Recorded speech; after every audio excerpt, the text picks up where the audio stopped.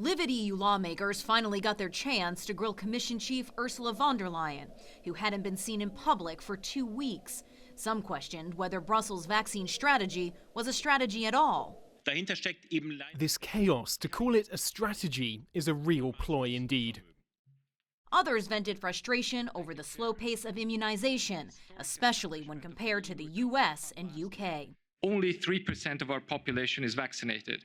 How on earth do we want to champion COVAX if we can't even get our own population vaccinated? Still, others criticized a lack of transparency, especially in deals with vaccine makers, who eagerly accepted billions of dollars in taxpayer money to develop the jabs, only to play coy on releasing the full details of the contracts. All the information of real importance, such as price, the timetable of deliveries, and the details of the liability causes, have been blacked out.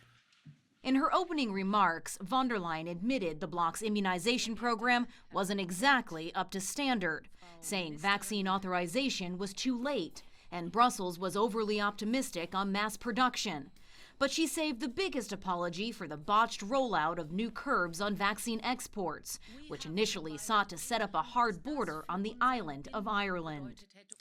The bottom line is that mistakes were made in the process leading up to the decision. And I deeply regret that. But in the end, we got it right. And I can reassure you that my Commission will do its utmost to protect the peace of Northern Ireland. But overall, von der Leyen defended Brussels' strategy, saying if the rich nations had been left to procure their own doses, the bloc's poorer member states would have been left empty-handed, jeopardizing the union's very existence. She also pledged more transparency going forward. While Wednesday's therapy session allowed lawmakers to vent their frustrations, it's likely to have little to no impact on the actual pace of immunization across the bloc. Vaccine deliveries are only expected to pick up pace in the second quarter.